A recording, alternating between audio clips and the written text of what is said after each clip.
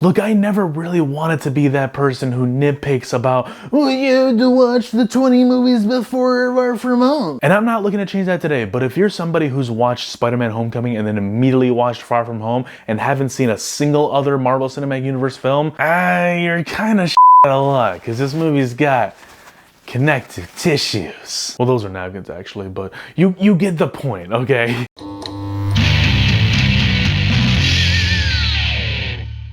What's up, everybody? Welcome back to the Hess Project. I'm John Ordolaza, and today we're continuing on the road to Spider-Man No Way Home. That's next week.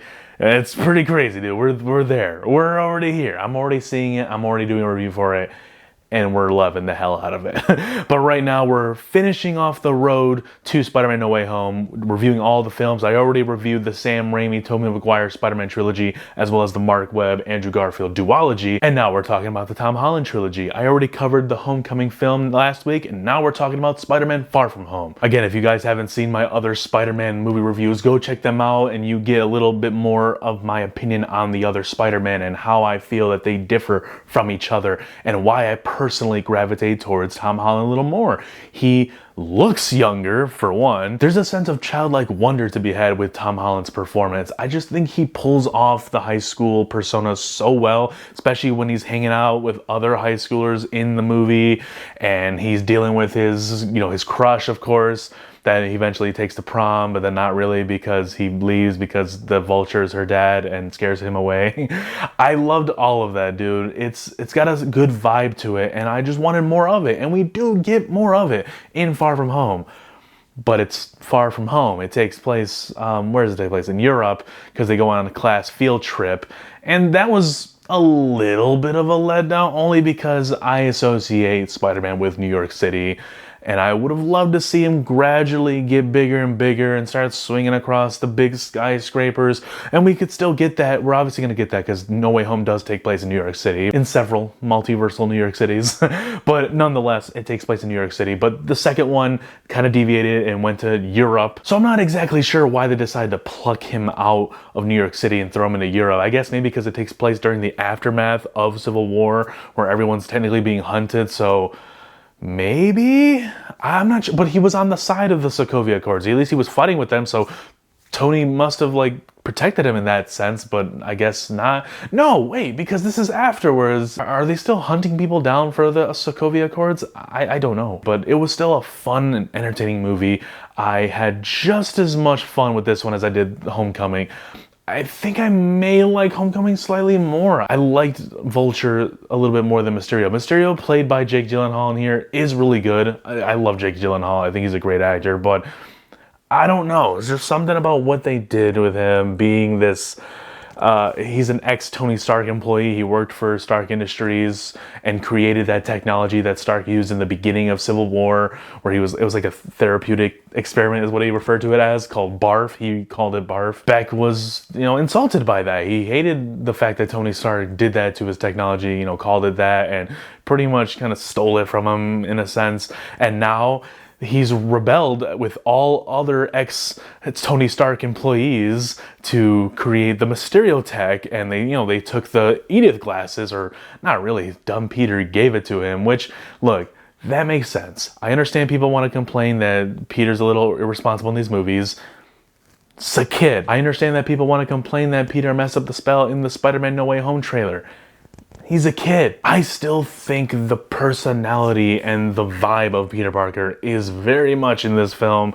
It's just, it's different circumstances, different environment, and he's adjusting, of course. He's now being employed sort of by Nick Fury. Nick Fury calls upon his help because there's these elementals that are attacking certain points of the globe, and Mysterio is here to stop them. And he starts working with Nick Fury. Nick Fury and Mysterio pull in Spider-Man to help him out because all the other Avengers are busy or dead. I love the story that's being told here. It's Peter being overwhelmed with responsibility and his love. He's got a little bit of love there for MJ. I wouldn't say love, but it's a crush that's crushing hard. He has this whole plan to ask her out during the trip, and things just keep getting in the way of it, and he really wants to confess how he feels to MJ, but there's so many factors that are interfering in that. It's coming coming across to her that he doesn't like her. So I like the balancing act of him trying to get that going with MJ while also trying to step to the plate, because he feels like there's this obligation to be the next Tony Stark, or at least fill the shoes of the next Tony Stark. That's what the public is trying to do. There was the press junket in the beginning during like that feast event. At least that's what I think it is. That's what it is in the video game. But like the event that Aunt May had in the beginning of the film, and Spider-Man's taking questions, they all keep asking him about how's it feel to be the next Avenger? How's it feel to take over as Tony Stark? I'm like, wait, what? Hold on, slow down, guys. Slow down, I'm a kid. Then it's revealed in that bar scene when Peter gives the Edith glasses to Mysterio, leaves the bar. Some parts of the bar start shifting and glitching and changing. It's not the Matrix, but everything starts changing. Some people disappear and some people remain in the background. They're all looking at Mysterio. Mysterio puts on the glasses and smiles very slowly, and he says, "That wasn't so hard." It was at this moment that Mysterio heel turned, and he essentially revealed his plans of wanting to become the newest hero of the world. In the eyes of the public, he wanted them to see him as a hero so that he can get away with all the shady stuff that he wants to do. It was cool. What I didn't really like, and what was pretty anticlimactic in my opinion, was the third act of the film where Mysterio is just pacing back and forth on a catwalk talking to Edith with a big old headset and a big old green screen motion capture suit on. It was underwhelming. Like, that's your villain? That's who it is? He looks unfinished. Like, I really wish we got like a full-on throwdown with costumed Mysterio and costumed Spider-Man. Like, that's what you want to see. We got a little bit of that when Mysterio was messing around with illusions for Spider-Man. That was really cool, and he showed like the zombies, Iron Man coming out of the ground. Really cool stuff. I loved all of that, but yeah, man, at the end of the film, Peter is fighting drones. So it was kind of a letdown, but I do have to be honest, the action and the special effects, dude, all top-notch in my opinion. There wasn't a single thing in here that looked wonky to me. Everything looked cool. All of the elementals, when they were there fighting Mysterio and Spider-Man, I thought that was really cool. I love the water scene. I love them fighting the giant monster one outside of, like, what is it, Mardi Gras? I think that's the party. And Mysterio's got really cool effects. He had like this really cool bright green energy blast, and it was awesome. I just wish we got more of it. I wish we had proper Mysterio versus proper Spider-Man at the end. Instead, we got Spider-Man versus drones and motion capture Gyllenhaal. The comedy in here is definitely ramped up from the first one. We got Ned in here, who's dating now the news lady girl from the school's website that they posted all over the halls in the first movie and the beginning of this one. I loved all of that. Made me laugh so hard. I thought that was funny. The whole integration with Nick Fury, Agent Hill, and then this big overarching tie-in to Iron Man and stepping up to the plate, I thought that was a little too much. I like the whole Nick Fury side of things and how Nick Fury kind of was trying to recruit him to help with Mysterio to take down the elementals, and then it was revealed that Mysterio was projecting the elementals to make himself look heroic and whatnot.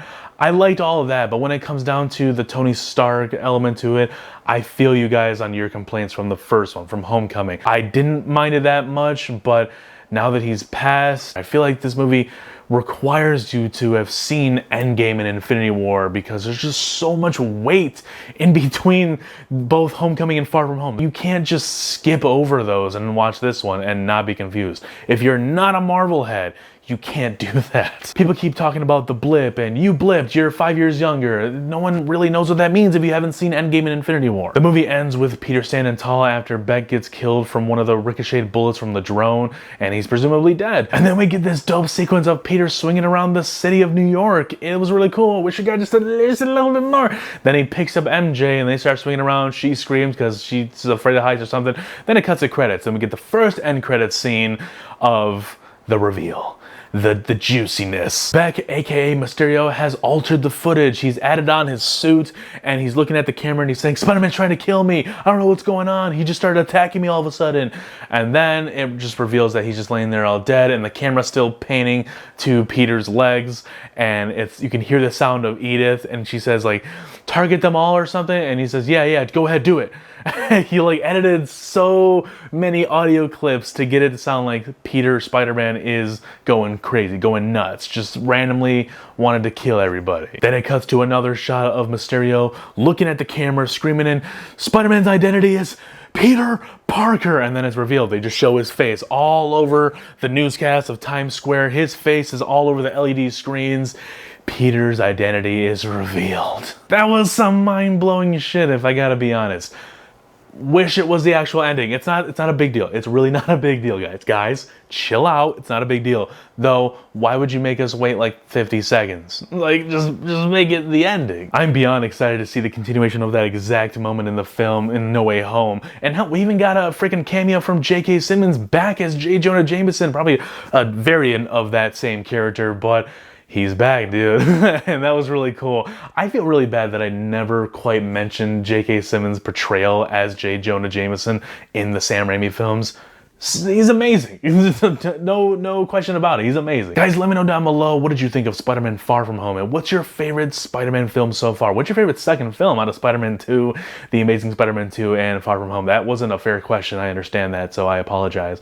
What is your favorite film of Tom Holland so far? We've got Civil War. That's his first introduction of the film. We got freaking Endgame, Infinity War, Homecoming, Far From Home. Let me know down below. And are you guys excited for Spider-Man No Way Home? Dumb question. I know you are. It comes to theaters next week, and I will be seeing it Thursday to give you a review Friday, so you might want to stick around because there's a bunch of content coming to the channel, and there's always more to come.